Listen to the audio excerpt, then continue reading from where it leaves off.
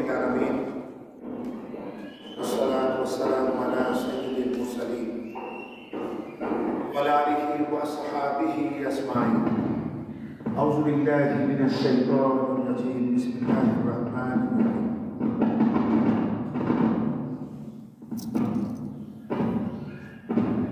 সম্মানিত দিনদার ইমানদার মুসলমান ভাইরা এবং বিশ্বব্যাপী বাংলা ভাষাভাষী ভাই বোনেরা,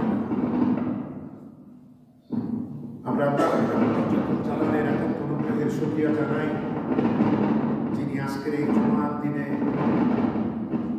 আমাদেরকে ঘরে আসবার সুযোগ করে দিলেন। এজন্য আমরা পড়ি আলহামদুলিল্লাহ। মহব্বতের সঙ্গে আমরা সবাই পড়ি আলহামদুলিল্লাহ। বন্ধুগণ, আজকে গুরুত্বপূর্ণ কিছু কথা কোরআনে কারীমের গুরুত্ব বহন জায়গা থেকে আমাদের সামনে আলোচনা রাখতে চাই। একটি হচ্ছে আয়াতুল কুরসি, সূরাতুল বাকারার 255 নম্বর আয়াতে কারিমা। আরেকটি হল সূরাতুল হাশরের শেষ তিনটি আয়াত। আমরা একটু তেলাওয়াত করে নেই, আপনারা আমার সঙ্গে আয়াতুল কুরসিতে একবার পড়ুন।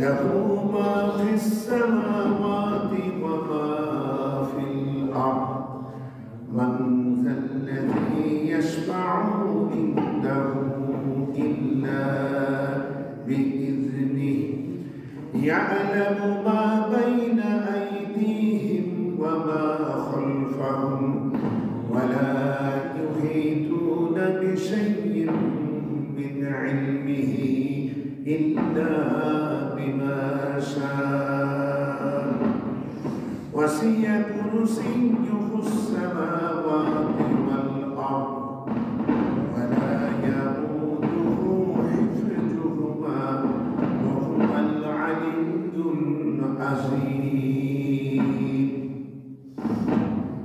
এটি হচ্ছে কোরআনে কারীমের সমগ্র আয়াতের মধ্যে শ্রেষ্ঠতম মর্যাদা রাখে। এটিকে বলা হয় আয়াতুল কুরসি। এটা ক্ষমতা, কর্তৃত্ব এবং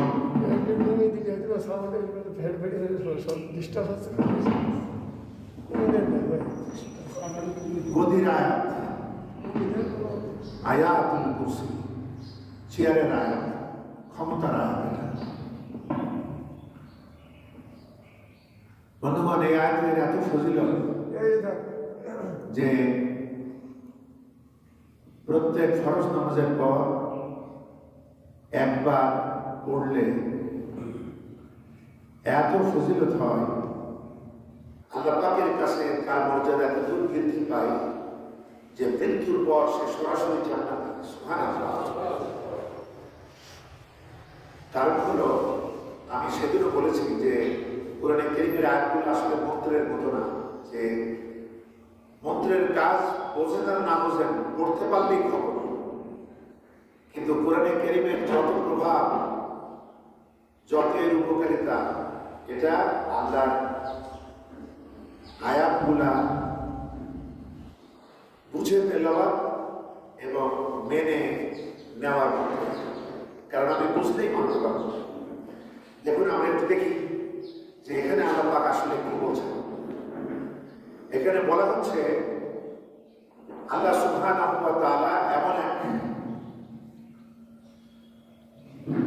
চিরঞ্জীব এবং চিরন্তন সত্তা, যিনি ছাড়া আসলে কোনো ইলাহ নেই। তিনি একমাত্র ইলাহ এবং তিনি সমগ্র বিশ্বজাহানের দায়িত্বভার বহন করছেন। তিনি চিরঞ্জীব, চিরজীবী শাসক, সত্তা, এবং তিনি চিরন্তন সত্তা। একদিকে চিরঞ্জীব, অপরদিকে চিরন্তন।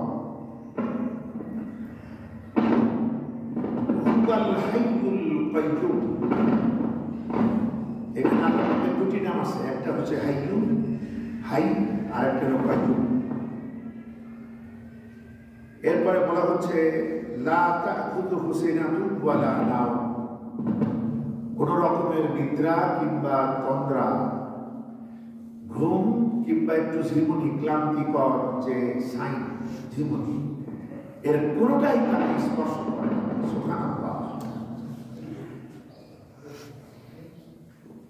লাহু মা ফিস সামাওয়াতি ওয়া মা ফিল আরদ, আসমান সমূহ এবং জমিনে যা কিছু আছে সবই কেবলমাত্র তারই। আল্লাহু আকবার। মান যাল্লাযী ইয়াশফাউ ইনদাহু ইল্লা বিইذনিহি, কার এত ক্ষমতা, কার এত সাহস, কি আছে এমন যে তার বিনা অনুমতিতে কারো ব্যাপারে তার কাছে সুপারিশ করে? আচ্ছা, এরপরে বলা হচ্ছে ইয়ালামু মা বাইনা আইদিহিম ওয়া মা খালফাহুম,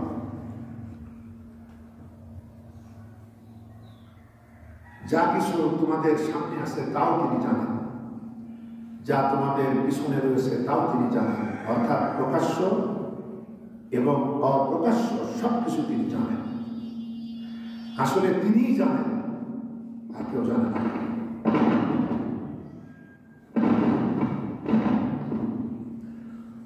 ولا يحيطون بشيء من علمه إلا بما شاء, যা কিছু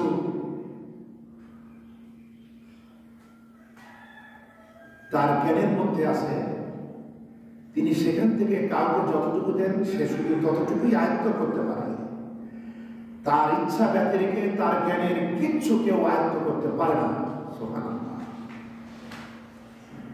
ওয়াসিয়া কুরসিয়্যুহুস সামাওয়াতি ওয়াল আরদ, তার শাসন কর্তৃত্ব, তার বাদশাহী আসমান ও জমিন জুড়ে পরিব্যাপ্ত। ওয়ালা ইয়াউদুহু হিফযুহুমা, এসবের দেখাশোনায় কোনো ক্লান্তি তাকে স্পর্শ করতে পারে না। সুবহানাল্লাহ। ওয়া হুয়াল আলিয়্যুল আযীম,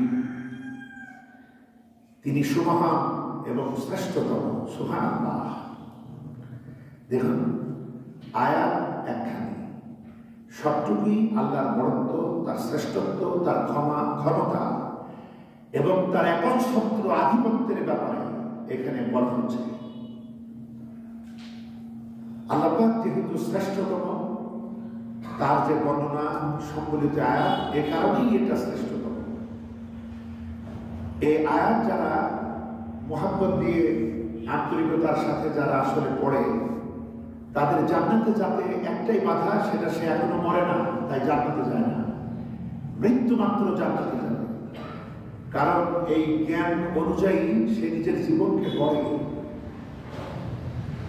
কেউ যখন এই আয়াতের উপরে বিশ্বাস রাখে, তখন সে বুঝতে পারে আসলে সার্বভৌম ক্ষমতা কেবলমাত্র আল্লাহরই। সে যদি রাজা হয়, এই দুনিয়াতে ক্ষমতা পায়, সে ধরাকে সরাজ্ঞান করতে পারে না। সে বুঝতে পারে তার সমস্ত জারি-জুরি একজনের অধীনে। তিনি হচ্ছেন আল্লাহ, তিনি হচ্ছেন ইলাহ এবং একমাত্র ইলাহ। আমরা জানি ইলাহ মানে যিনি পূজনীয়, যিনি আমার উপাস্য, যার উপাসনা করতে হয়, ইবাদত করতে হয়। আসল বিষয় হল ইলাহ হচ্ছেন তিনি যাকে পাওয়ার জন্য মানুষ মাল দিয়ে, জান দিয়ে নিরন্তর প্রচেষ্টা চালাবে জীবনব্যাপী। এটা তার প্রেমাস্পদ। ইলাহ আসলে হয় প্রেমাস্পদ। যার জন্য সে করতে পারে না এমন কিছু নেই। এই ইলাহের জন্য যুগে যুগে আমরা দেখেছি যারা হাতে গড়া মূর্তিকে ইলাহ মেনেছে তারা নিজের সন্তানকেও দেবীর সামনে উৎসর্গ করেছে, অথবা অধীনস্থ লোকদেরকে তারা দেবীর খুশির জন্য জবাই করেছে। তার মানে ওই আসনটা, হৃদয়ের সর্বোত্তম আসনটা যাকে দেওয়া হয় এবং তার জন্য মানুষ সব পারে, সেটাই ইলাহ। সেটা গাছ পাথর হতে পারে, কোনো রাষ্ট্রনায়ক হতে পারে, কোনো হুজুর কেবলা হতে পারেন, যিনি হন। শুধু বুঝতে হবে আপনার অনুভূতিটা কতখানি তার প্রতি। আল্লাহ পাক চান ইলাহের আসনটা থাকে আল্লাহ, যাতে মানুষ তার ছাড়া কাউকে অতখানি ভালোবাসবে না। তাকে কেন্দ্র করেই সে ভালোবাসবে, তার প্রেম, ভালোবাসা, আবেগ, অনুভূতি তাকে কেন্দ্র করেই অন্যদের প্রতি ধাবিত হবে। যে জন্য হাদিসে একটি গুরুত্বপূর্ণ কথা এসেছে, সেটা হচ্ছে যে আল্লাহর জন্য ভালোবাসিল আর আল্লাহর জন্যই শত্রুতা করল, যে আল্লাহর জন্যই দিল আর আল্লাহর জন্যই দেওয়া থেকে বিরত থাকলো, সেই কেবলমাত্র তার ঈমানকে পূর্ণ করল। সুবহানাল্লাহ। মনে রাখুন, অর্থাৎ আমাদের ভালোবাসা এবং শত্রুতা হবে একমাত্র আল্লাহ কেন্দ্রিক। এমনকি আপনি রাসূলুল্লাহকে ভালোবাসবেন, সেটা হোক আল্লাহর জন্য। তিনি যেহেতু আল্লাহর সর্বোত্তম বান্দা, পরিপূর্ণ রাসূল, এজন্য তাকে আমরা এত বেশি ভালোবাসি। সেটা তো আল্লাহর জন্যই, তার জন্য না, এটা আল্লাহর জন্যই। তাহলে রাসূলুল্লাহকে এত ভালোবাসি আল্লাহর জন্য, তাহলে স্ত্রীকে, বন্ধুকে, প্রতিবেশীকে, আত্মীয় স্বজনকে, সন্তানাদিকে, এই সকল ভালোবাসা হবে একজন কেন্দ্রিক। এটা যদি আমরা করতে পারি তাহলে বুঝতে হবে আমার ঈমান পূর্ণ। শত্রুতা করতে হলে সে আমাকে গালি দিয়েছে, বদনাম দিয়েছে, এজন্য না। আল্লাহ এবং তার দ্বীনের সাথে তার সম্পর্ক কেমন, আল্লাহ এবং দ্বীনের সাথে যদি তার সম্পর্ক শত্রুতা সুলভ হয়, তাহলে সে আমার রক্তের কেউ হলেও সে আমার শত্রু। তার মোকাবেলা আমাকে আপনাকে করতেই হবে। এটা তখনই সম্ভব যখন আমার প্রেম ভালোবাসাটা প্রকৃতপক্ষে আল্লাহর জন্য হয়। তাহলে চিন্তা করুন, কেবলমাত্র আল্লাহর প্রতি অনন্ত অফুরান প্রেম আমার আমলকে কিভাবে কোন স্তরে নেয়। এবং এটা করতে পারলে আমাদের আসলে সীমালঙ্ঘন হতো না। আর সীমালঙ্ঘন না হলে আমরা আত্মহত্যা অথবা টেনশনের মতো ভয়াবহ অবস্থায় পতিত হতাম না। কারণ কাউকে আমি অতখানি ভালোবাসবো না যাকে না পাইলে আমার জীবনে আর স্বস্তি থাকবে না, বরং আমার অস্থিরতা হবে তার জন্য। তার দিদারে ইলাহির প্রতি আমার অন্তর সর্বদাই আগ্রহী থাকবে, কম্পমান থাকবে, আশাপূর্ণ হৃদয় হবে। এভাবে সৃষ্টির প্রতি যদি একটা ভালোবাসার লিমিট আমরা রাখতাম, তাহলে কোনো আফসোস থাকতো না। আজকে অনেকে আফসোস করে বন্ধুর জন্য, ওর জন্য ঘৃণা করছে, আর সে আমাকে ভুলে গেল। আপনি কি করতে গেছেন কেন? আপনি ওকে ততটুকু ভালোবাসবেন, বিশ্বাস করবেন যতখানি সে আপনার। কেউ স্ত্রীর জন্য জীবনের যৌবনের কত কিছু ত্যাগ করে, বিদেশ থাকে, পরে স্ত্রী সবকে পালাইল। বন্ধুগণ, মানুষের মধ্যে কেবলমাত্র নবীদের প্রতি বিশ্বাস, এটা ঈমানের শর্ত। নবীরা ব্যতিরেকে কাউকে আপনি বিশ্বাস করে আপনার হালাল উপার্জন চোখ বুঝে দেবেন, এমন কিছু কথা তাকে বলবেন, সে আপনার দুর্বলতা নিয়ে খেলা করতে পারে, এমন কাজ একজন ঈমানদার করবে না। এবং কেউ যখন সৃষ্টির জন্য সৃষ্টিকে না ভালোবাসে, তখন সে বাঁচতে থাকে। তার ভালোবাসা হবে স্রষ্টার জন্য সৃষ্টিকে। তিনি যেভাবে সীমা দিয়েছেন সেভাবে। অনেক স্ত্রীরাও স্বামীর জন্য এত কিছু করে, পরে আফসোস করতে হয়। অনেকে সন্তানকে মানুষ করতে গিয়ে সন্তানের ধোকায় পড়ে নিজের জীবন যৌবনের কোনো আশাই পূরণ করলো না, সব তাদের জন্য দিল। শেষে সন্তান হয় তাদের জন্য দীর্ঘশ্বাস। অনেক পিতামাতা দেখে খুব ভালো লাগে, কিন্তু যখন দেখা যায় তাদের সন্তান এমন, তখন চিনতে কষ্ট হয় যে এই সন্তানটা অমুকের, কি কষ্টই না তাহলে ওই ভালো বাপ মাকে থাকতে হয়।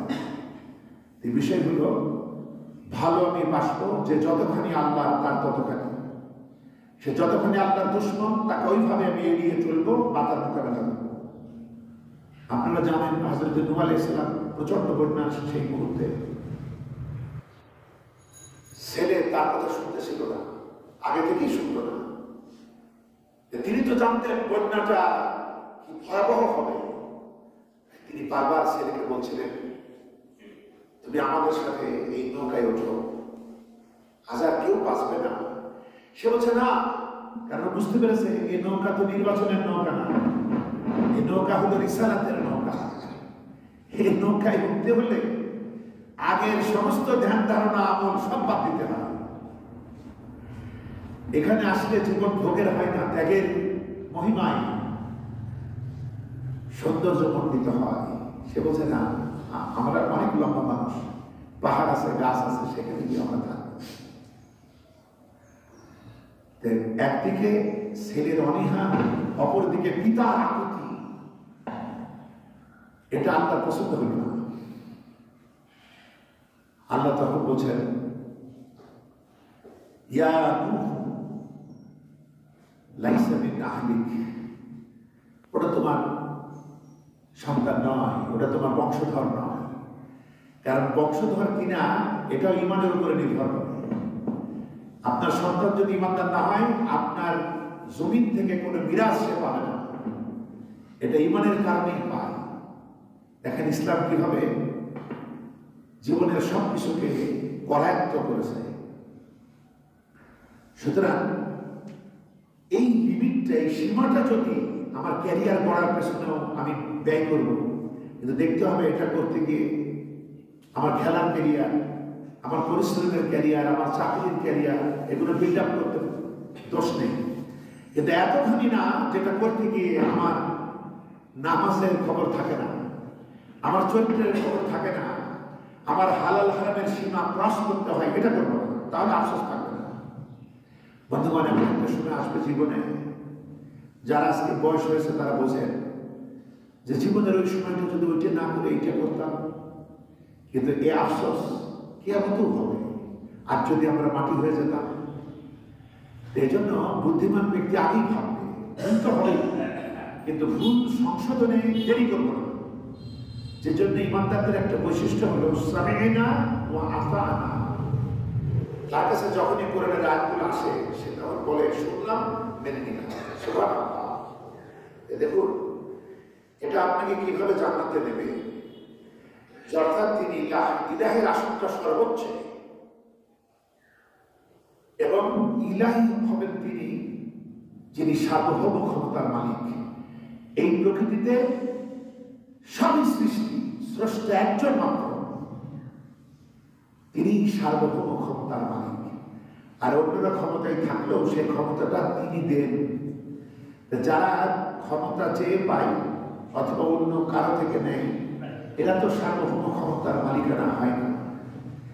যে জন্য সার্বভৌম ক্ষমতার একচ্ছত্র মালিকানা আল্লাহ, তিনি কিন্তু আসলে ইলাহ হওয়ার একমাত্র উপযুক্ত। এটা আমাদের মনে রাখতে হবে। আমি কিন্তু আমার নফসকেও ইলাহ বানাইছি আমরা অনেকে। কোরআনে কারীমে সূরা ফুরকানের 43 এবং 44 নম্বর আয়াত যদি দেখেন, সেখানে পাবেন আরাইতা মান ইত্তাখাযা ইলাহাহু হাওয়া আফআনতা তাকুনু আলাইহি ওয়াকিলা। তুমি কি সেই ব্যক্তিকে দেখেছো? আল্লাহ নবীকে বলছেন, তুমি কি সেই ব্যক্তিকে দেখেছো যে নিজের নফসের চাহিদাকে ইলাহ রূপে গ্রহণ করেছে? তুমি কি তাকে দেখেছো? অর্থাৎ নফস যা বলে সে তাই করে, সে চিন্তা করে না এটা মানা না মানার ব্যাপারে আরো কোনো ফাইনাল গাইডেন্স আছে কিনা। মন বলে তাই সে করে। এরাও কিন্তু আসলে নিজের দিলকে, নফসকে নিজের ইলাহ বানিয়ে নিয়েছে। তাই আল্লাহ পাক তার হাবিবকে বলছেন, তুমি কি দেখেছো সেই ব্যক্তিকে যে নিজের নফসের তাড়নাকে ইলাহ বানিয়ে নিয়েছে? তুমি কি মনে করো, এরপরে না, তুমি কি মনে করো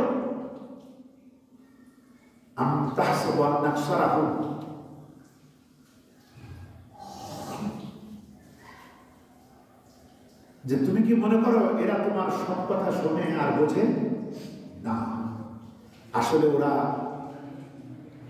চতুষ্পদ জানোয়ারের মতো, বরং তার থেকে নিকৃষ্ট। ওরা তো পশুর মতো, ওরা তোমার কথা বুঝবে কিভাবে? কারণ ওরা নফসের খায়েশ পূরণে সর্বদাই ব্যস্ত। এই লোকগুলো আসলে নিজের নফসকে ইলাহ বানিয়েছে। তাই প্রথমে বলেছি, ইলাহ যে কেউ হতে পারে, নিষ্প্রাণ পাথর হতে পারে, কোন ব্যক্তিও হতে পারে, আবার আল্লাহ পাকও হতে পারেন। কিন্তু প্রকৃত ইলাহকে প্রকৃত ইলাহ আল্লাহ, কারণ তিনি সকল গুণাবলীর উৎস, সবকিছু পরিপূর্ণ মাত্রায়, পরিপূর্ণ আকারে তার মাঝে বিরাজিত।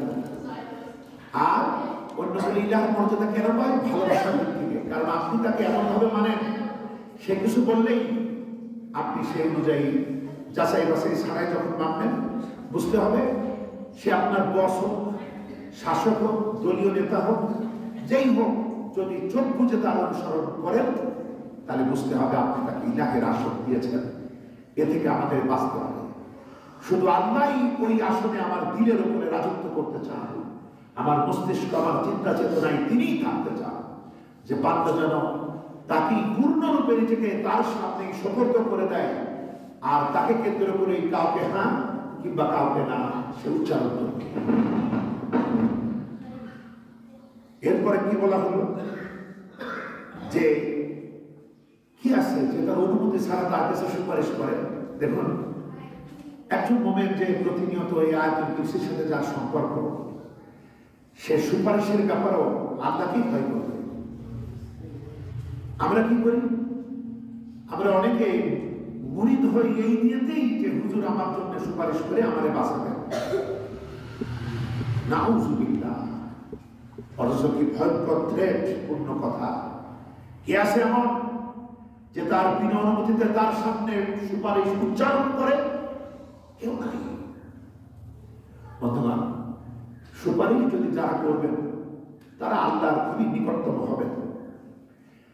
আচ্ছা, পাশাপাশি মানে নিকটতম হবেন মানে কি? এখানেও আমরা অনেক কিছু ভুল বুঝি। যে সাজার যে ইবাদত করে, যে জিকির ফিকিরে থাকে, যে হাজার দানার তাসবিহ পড়ে, বিশাল লেবাসধারী না। বন্ধুগণ, এই সমস্ত নফল ইবাদতের চাইতে অনেক মূল্য আপনি হারাম থেকে বেঁচে থাকবেন।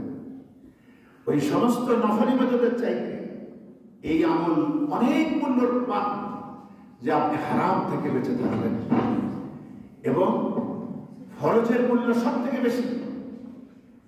সেই ফরজ বাদ দিয়ে আমি আপনি নফল নিয়ে ব্যস্ত থাকবো, এর কোনো দাম নাই।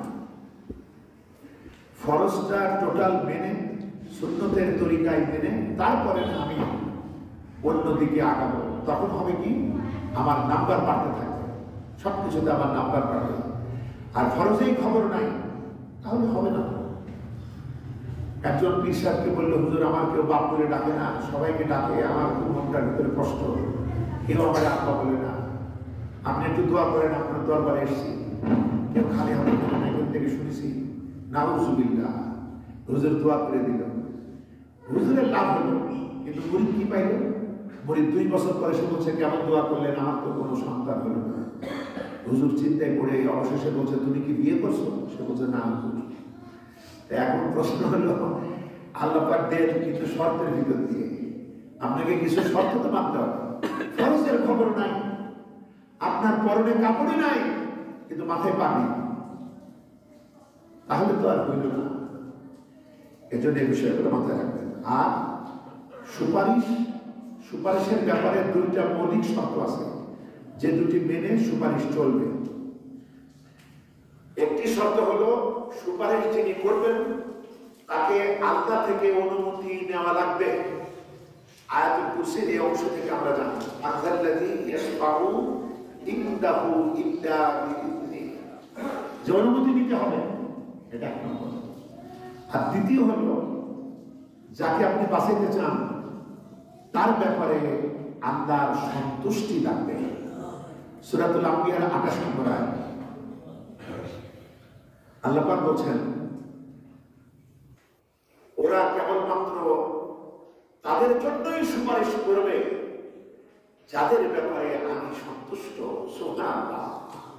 দেখেন তো, সব ব্যাপারে আল্লাহর বাইরে কোনো কিছু খুঁজে কোনো লাভ নেই। এই মানের যতগুলা বিষয় আছে, রাসূলের প্রতি ঈমান, কিয়ামতের প্রতি ঈমান, তাকদীরের প্রতি ঈমান, এরকম যা আছে সবই কিন্তু আল্লাহ কেন্দ্রিক। আল্লাহই হচ্ছে ঈমানের নিউক্লিয়াস, কেন্দ্রবিন্দু। সুতরাং সুপারিশ তারাই করবেন, সুপারিশের পূর্বে স্পেশাল পারমিশন নিতে হবে। আর সুপারিশ তাদের ব্যাপারেই করা যাবে যাদের প্রতি আল্লাহ পাক সন্তুষ্ট থাকবেন। এটা বাদ দিলে আর ন্যায় বিচার হয় না। এই পৃথিবীতে যারাই ক্ষমতায় যায় তাদের সুপারিশ করতে হয় ক্যাডারদের জন্য। যখন খবর আসে লিডার আমাদের অমুক তমুককে ধরছে, লিডার কি আর ওই খোঁজ নেই যে তারা অন্যায় করেছে না ন্যায় করেছে? তারা তখন যারা ধরছে তাদের উপরই তারা হুকুম চালায়। বলছে, সাহেব কারা ধরছো? ও তো আমার ক্যাডার। কে কে স্যার? বলছে, ওটা জনগণের উল্লুক ভাই। জনগণের উল্লুক ভাইকে ধরছে। বলছে, সাহেবের তো মাথা খারাপ, যেহেতু লিডার ফোন দিয়েছে। লিডার বলছে, শোনো, ওরে তো ছাড়বাই, ওর অস্ত্রটাও ছাড়বা, আর কিছু পয়সা করে দিয়ে দিও, ও যাতে ভালোভাবে বাড়ি যেতে পারে। বসিয়ে দিয়ে তখন 6 জগ পানি খাওয়া লাগে। এইভাবে তো ন্যায় বিচার হবে না যে আমি অপরাধ করব, আমি পীর সাহেব আমারে বলবে বাঁচানোর জন্য, হ্যালো জিবরাইল নাকি, কারে ধরছো? ও তো আমার ভক্ত, আর জিবরাইল তাড়াতাড়ি ছেড়ে দেবে। এটা তো হবে না। তিনি আহকামুল হাকিমিন, এবং তিনি সব জানেন। তোমার সামনে যেটা আছে সেটা, তোমার পিছনে যেটা সেটা, গোপন প্রকাশ্য সব জানেন, এবং তিনিই কেমন জানেন, আর কেউ জানেন না। সুতরাং তিনি যেহেতু জানেন, এই যে আয়াতের পরে বলা হচ্ছে, ইয়ালামু মা বাইনা আইদিহিম ওয়া মা খালফাহুম, তোদের সামনে যেটা সেটাও আমি জানি, পেছনে যেটা সেটাও আমি জানি। এজন্য তুই সুপারিশ করবি কেমনে? তোর কথা অনুযায়ী যদি আমার চলতে হয় তাহলে তো ন্যায় বিচার হবে না, তুই তো কিচ্ছু জানিস না। বন্ধুগণ, সুতরাং সাবধান। সহিহ বুখারী 6119 নম্বর হাদিসটা মনে রাখুন। সহিহ হাদিস, রাসূলের খাদিম হযরত আনাস রাদিয়াল্লাহু তাআলা আনহুর বর্ণনা। আপনারা হাদিসটা জানেন, আমি সংক্ষেপে আপনাদের সামনে মৌলিক কথাগুলো বলি। কিয়ামতের দিন অতিষ্ঠ হয়ে প্রচন্ড গরমে এবং ভবিষ্যৎ অন্ধকারাচ্ছন্ন ভেবে কিছু লোক আলাপ আলোচনা করে একমত হবে, যেভাবে চুপ করে থাকলে তো বাঁচার উপায় নেই, চলো কাউরে ধরি যাতে আমাদের জন্য সুপারিশ করে। এই অভ্যাসটা আমাদের বেশিরভাগ মানুষের যেহেতু আছে, ওখানে অভ্যাসটা কাজে লাগবে, যে কাউকে ধরে অন্তত আমাদের পক্ষে একটু সুপারিশ নেই। তারা এবার মাসোহারা করবে, পরিকল্পনা করবে আসলে কাকে ধরা যায়। তখন তারা বলবে, এক কাজ করো, স্বয়ং বাপটারে ধরি। আমাদের আব্বা, আমরা তার সন্তান, আমাদের প্রতি তার দয়া মায়া আছে, আর তিনি আল্লাহর প্রথম সৃষ্টি আদম, তাকে ধরে, তাকে ধরবে।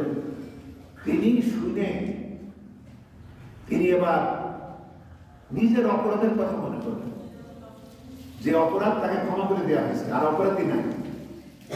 আপনি চিন্তা করেন তো, আর এই পীরগুলার সাহস কত, যে মুরিদগুলা যখন যায় সেও জানে এরা সুপারিশের লাখ ঢুলকি লাখ, চোখে মুখে লাখ দেখিয়ে আমি এদের পকেট কাটবো, অথচ সে কোনোদিন তাদেরকে ইনভয়েস করে না যে এইভাবে সুপারিশ হয় না। আগে একজন নেতা ছিলেন আমাদের দেশে, তিনি তো আবার একাধিক পীরের কাছে মুরিদ হতেন।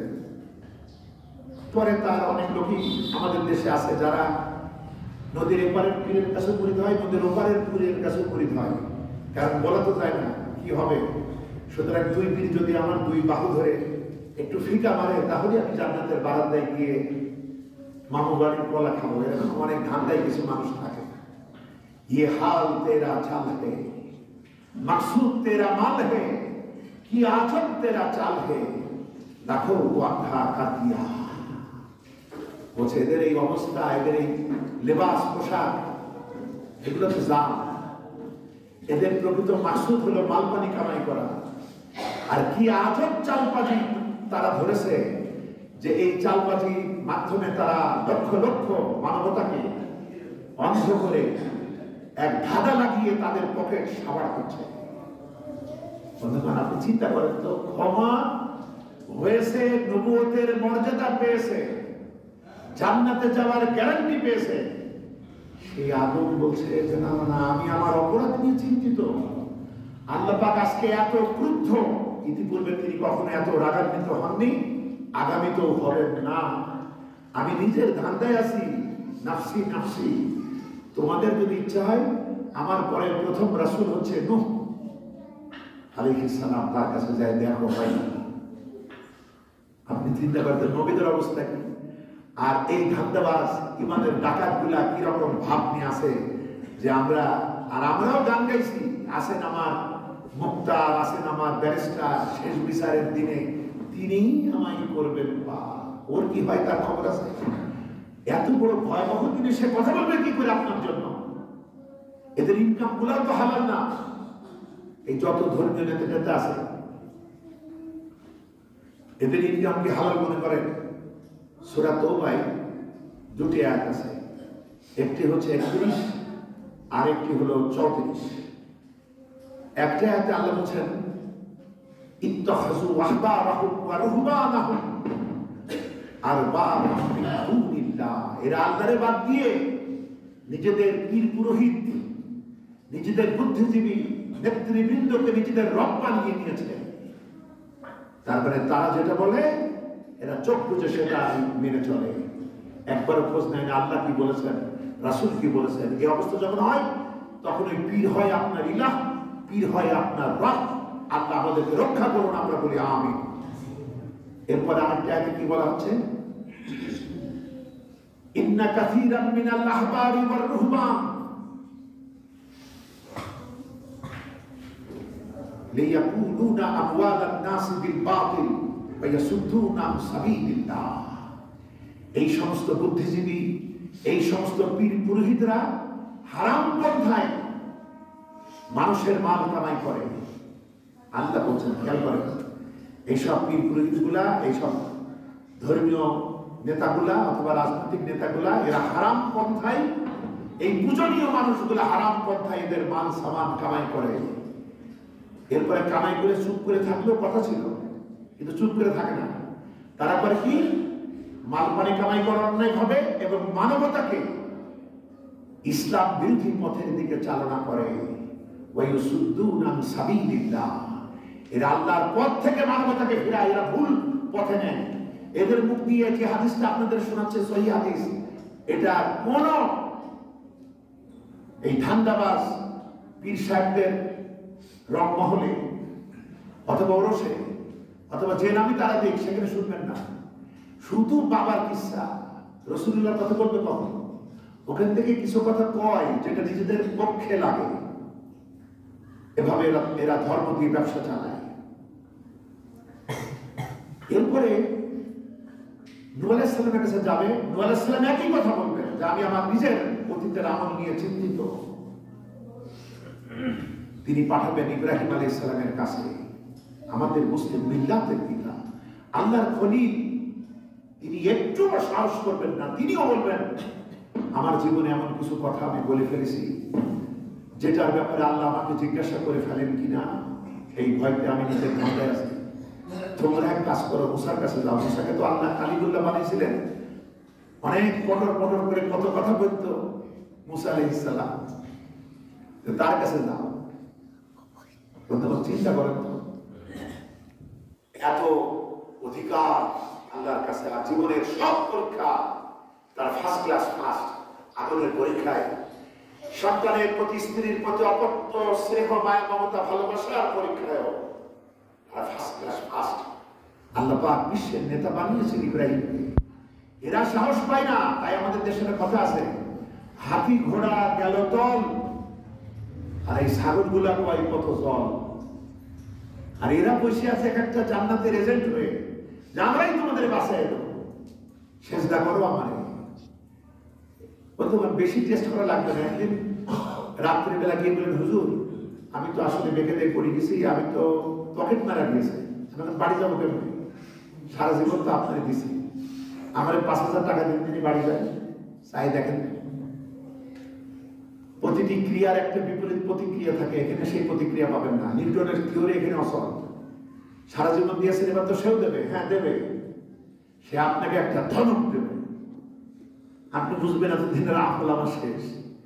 এরপরে যদি তার কাছে আশ্রয় চান, লোকরখানা দেখিয়ে দেবে, সে কি তার বাড়ি, আপনি তো এতদিন আপনার বাড়ির সব থেকে ভালো ঘরখানা পীর সাহেবের জন্য দিয়েছেন, উনি বেড়াতে আসলে সেখানে থাকবেন, সুপারিশ আপনি করবেন না সে করবে? সুপারিশ তো সে করবে, তাহলে তাকে কতখানি ত্যাগী হওয়া লাগবে। কিন্তু সে কি ত্যাগী? আপনি যদি তার কাছে যান, সে আপনার কি সর্বোচ্চ ভালো জায়গাটাই থাকতে দেবে? যে দেবে না। আপনার জন্য এতটুকু ত্যাগ এক রাতের জন্য যে দেবে না, পৃথিবীর এতটুকু স্বার্থ যে আপনার জন্য বিক্রয় দেবে না, সে সেই ভয়াবহ দিনে আপনার কথা ভাবলে কি করবে? মৃত্যু একটা না। আপনি 5,000 টাকা দিয়েছেন, এক এমপি গিয়ে 50,000 টাকা দিয়ে এসছে। আপনি পীরের দরবারে ছাগল দিয়েছেন, আরেকজন হরিণ দিয়েছে। সুপারিশ আপনার আমার হবে কিভাবে? বন্ধুগণ, এই জন্য পীর চিনতে গেলে দেখবেন উনি ভোগী না ত্যাগী। এটা যদি মাথায় থাকে ঠকবেন না। মুরিদরা অসুস্থ হলে পীর সাহেবের কাছে ঝাড়ফুঁক নেয়, মাদলি নেয়, ফুফা, কালো জিরে পড়া, তেল পড়া সব নেয়। আচ্ছা, পীর সাহেব অসুস্থ হলে চিকিৎসা কার কাছে নেয়? বিশেষজ্ঞ ডাক্তার। সে অমুসলিম হলে অসুবিধা নেই, সেখানে গিয়ে অপারেশন করে আসে। তাহলে আপনার গড সে, আর তার গড ওইগুলা আল্লাহ পর্যন্ত পৌঁছায় না। বন্ধুগণ, খুব সাবধান, কথাগুলো পেতে হলো বাস্তব। ওয়ালা ইউহিতুনা বিশাইইম মিন ইলমিহি ইল্লা বিমা শাআ। তার জ্ঞান থেকে কিছুই তোমরা আয়ত্ত করতে পারো না, যতটুকু তিনি দেন, তার অনুমতি ছাড়া কিচ্ছু পারো না। ওয়াসিয়া কুরসিয়্যুহুস সামাওয়াতি ওয়াল আরদ। তার কর্তৃত্ব, তার শাসন ক্ষমতা আসমান ও জমিন জুড়ে পরিব্যাপ্ত। কত বড় কথা আপনি বলেন, এবং আপনার কথা তিনি শোনেন। আমাদের কথা যদি এখন প্রফেসর ইউনূস আমাদের কারো কথা শুনেছে, আপনি বলেন তো আনন্দে আমরা 10খানা হয়ে যাব। আর দৈনিক আপনি যত কথা বলেন সব তিনি শোনেন। সুবহানাল্লাহ। আপনার কিসের টেনশন, কিসের দুর্বলতা, কিসের ভয় ভীতি? কিন্তু ইমানটা ওই স্তরে আনতে হবে, একেবারে হটলাইন। ওয়ালা ইয়াউদুহু হিফযুহুমা। এসব, এই আকাশ ও জমিনে যত কিছু আছে সব দেখতে তিনি একটু ক্লান্ত হন না। ওয়া হুয়াল আলিয়্যুল আযীম। তিনি সুমহান এবং শ্রেষ্ঠতম। সুবহানাল্লাহ। গোটা পৃথিবীর ইংরেজিতে শ্রেষ্ঠ একটি অনুবাদ গ্রন্থ আছে, ইংরেজিতে কোরআন কারীমের অনুবাদ। এটা অমুসলিম 2জন কি 3জন মেয়েরা এই অনুবাদ করছে আমেরিকায়, এবং এই অনুবাদটা মুসলমানদের অনুবাদের চাইতেও সেরা হয়েছে। এবং সারা পৃথিবীর এটাই হলো, এই কিতাবটার নাম সহিহ ইন্টারন্যাশনাল, আন্তর্জাতিক পর্যায়ে এটা মানসম্মত হয়েছে। আল্লাহর মেহেরবানি, ওই লেখিকারা ইসলামের ছায়াতলে এসেছেন, তার ঈমান গ্রহণ করেছেন। বলেন আলহামদুলিল্লাহ।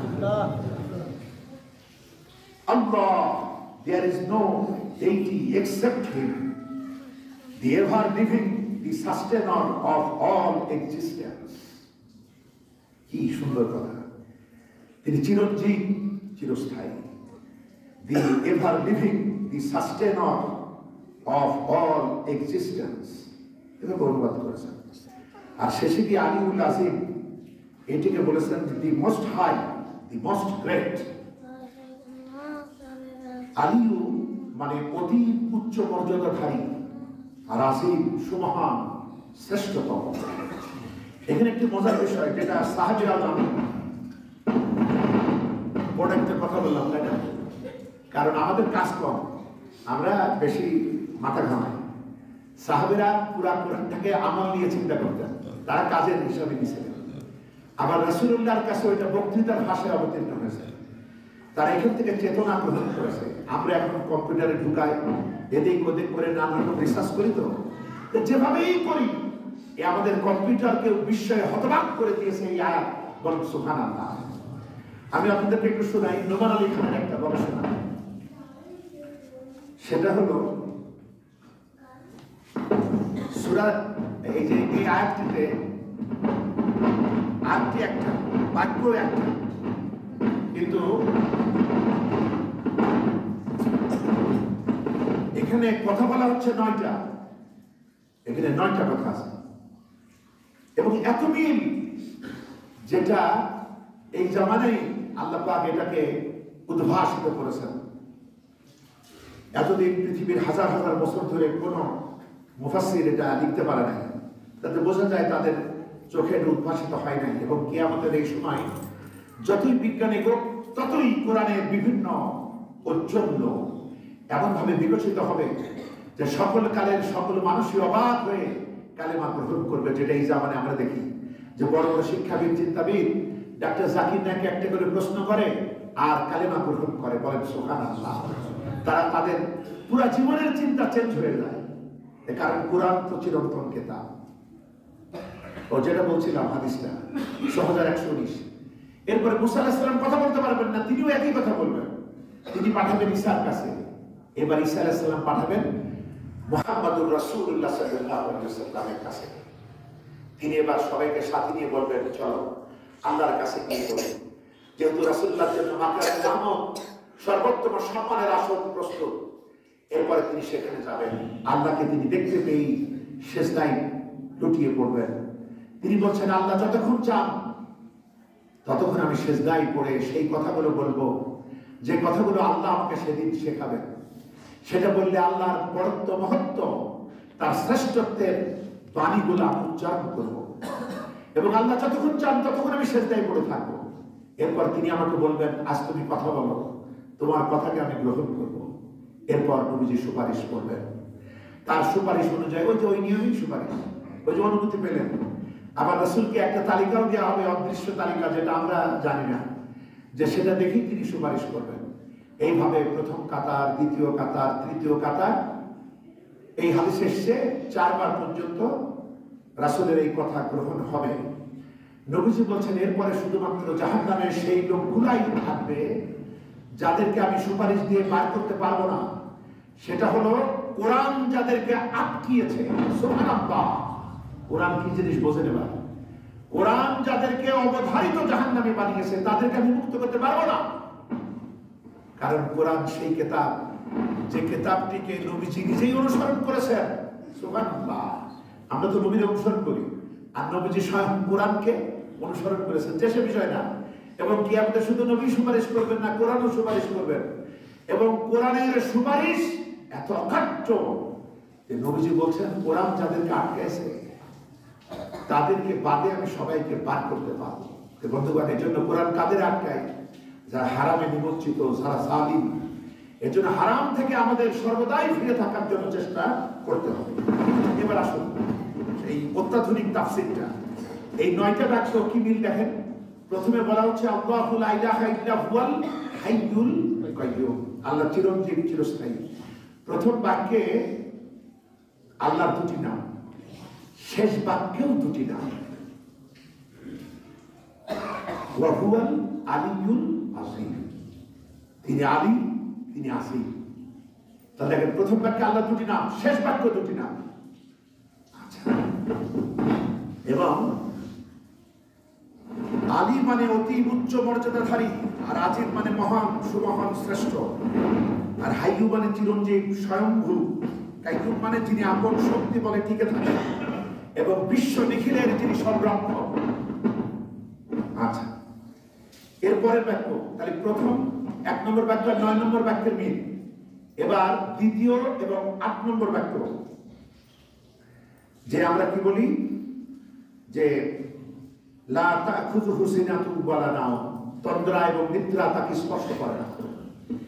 এবার 8 নম্বর বাক্য, ওয়ালা ইয়াউদুহু হিফযুহুমা, এই সমস্ত কিছু পরিচালনা করতে, রক্ষণাবেক্ষণ করতে কোনো ক্লান্তি তার লাগে না। সুবহানাল্লাহ।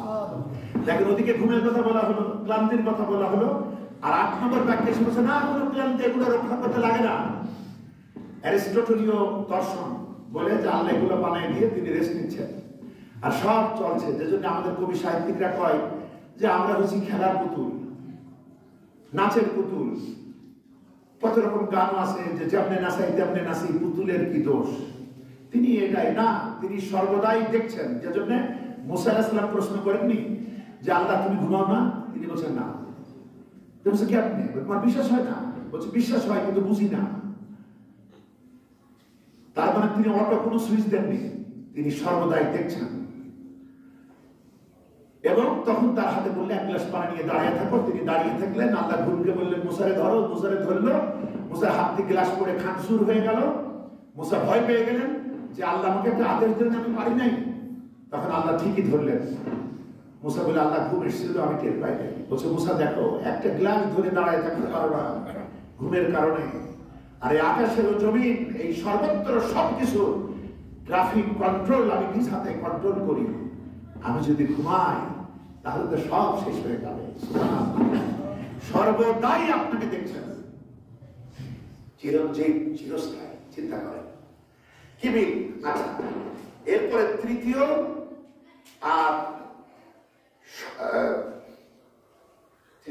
আর সপ্তম না, প্রথম আর নবম, তৃতীয় আর অষ্টম, তৃতীয় আর সপ্তম।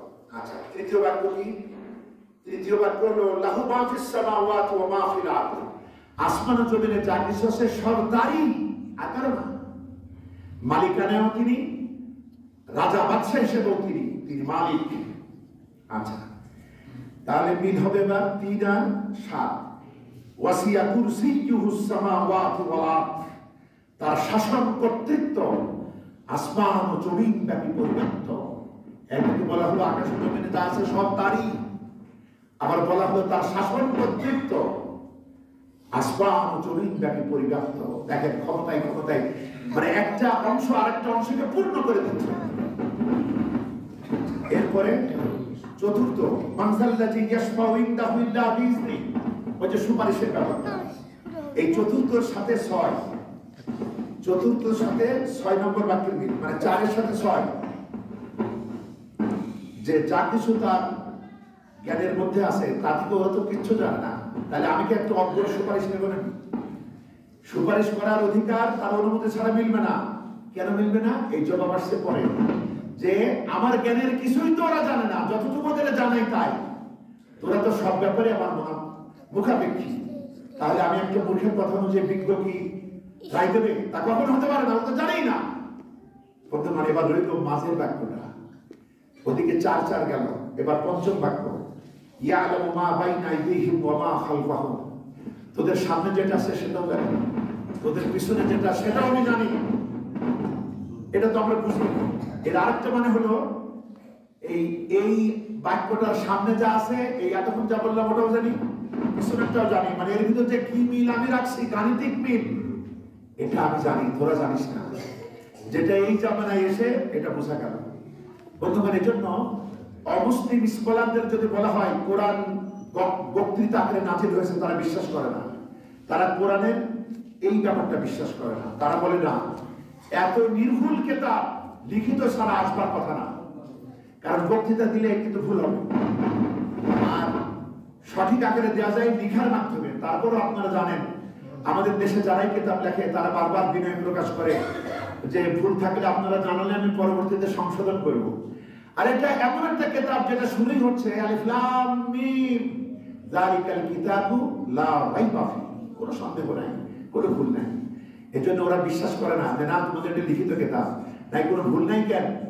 এই যে দেখেন রাসূলুল্লাহ পরে ঝট করে নাজিল হলো, তিনি তো এটা বলছেন, কেউ ভুল পাচ্ছে না। এটা হিসাব করার সময় কোথায়? এতক্ষণ আল্লাহ যা বললেন তার পরে যা বললেন, এই কুদরত এটাও আল্লাহই জানেন। আবার তোমাদের সামনে যেটা আছে সেটাও তিনি জানেন, পিছনে যেটা আছে সেটাও জানেন। এবার তোমার শেষ কথা হলো তিনি আমাদের ইলাহ।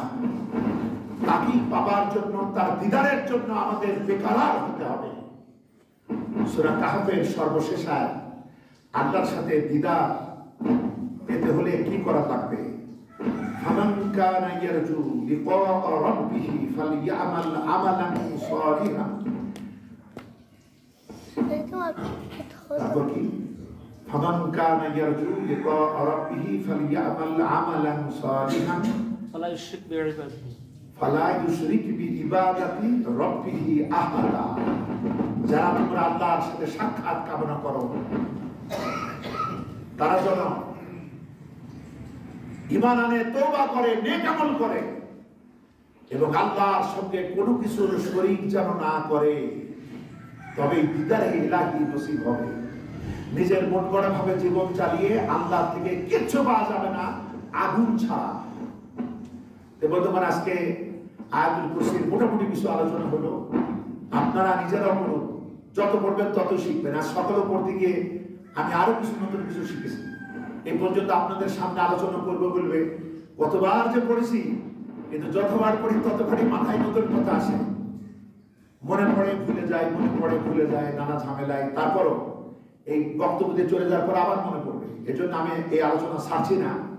আপনারা পড়াশোনা করুন, আপনারা ভালো করে আয়ত্ত করুন, কারণ এটাই স্রষ্টার সাথে সৃষ্টির বন্ধনকে মজবুত করবে, সুবহানাল্লাহ, এবং আমাদের জন্য জান্নাত অবধারিত করে তুলবে। পাশাপাশি সূরা হাশরের শেষ 3 আয়াতের মধ্যে আল্লাহর অনেক কটা নাম আছে। আমরা বুঝতে পারবো এরকম একটা সত্তাকে যদি আমরা বন্ধু বানাতে পারি, তিনি তো বন্ধুই, আমরা বানাবো কিনা, তিনি তো শত্রুকেও দেন, কিন্তু আমরা বন্ধু হয়ে পেতে চাই। তাহলে আমার জীবনে আর কি লাগে? ওই গুণাবলী সম্বলিত একটা স্ত্রী যদি আমরা পাইতাম, একটা বন্ধু যদি পাইতাম, একটা গাইড যদি পাইতাম, তাহলে আমাদের জীবন কিন্তু ভরে উঠত। কিন্তু ওই গুণাবলী সমস্ত মাত্রায় কোনো মানুষ তো অর্জন করতে পারবে না। ওই গুণাবলী অর্জন করলেও আমাদের ভিতরে অসম্পূর্ণতা থাকবে। সে যাই হোক, আমরা দয়ালু, তার কি সীমা নাই? সীমা আছে। আমরা দয়া পাবো, সীমা আছে, সীমা নাই তার ব্যাপারে। সুতরাং আমরা একটু চেষ্টা করবো যত বেশি তাকে ভালোবাসতে পারি। আল্লাহ পাক দুঃখ করে হোক, অভিমান করে হোক বলেছেন ওরা আল্লাহর মর্যাদাকে অনুধাবন করে নাই, ওরা ওদেরকে তেমন ভালোবাসে যেমন ভালোবাসা উচিত ছিল আল্লাহরে। বন্ধুগণ, মনে রাখুন, আল্লাহই হবে আমাদের ভালোবাসার কেন্দ্রভূমি, নিউক্লিয়াস। এই অনুযায়ী আমরা আমাদের জীবনকে সাজাই। আল্লাহ আমাদেরকে তৌফিক দিন। আমরা বলি আমিন। আসসালামু আলাইকুম ওয়া রাহমাতুল্লাহি ওয়া বারাকাতুহু।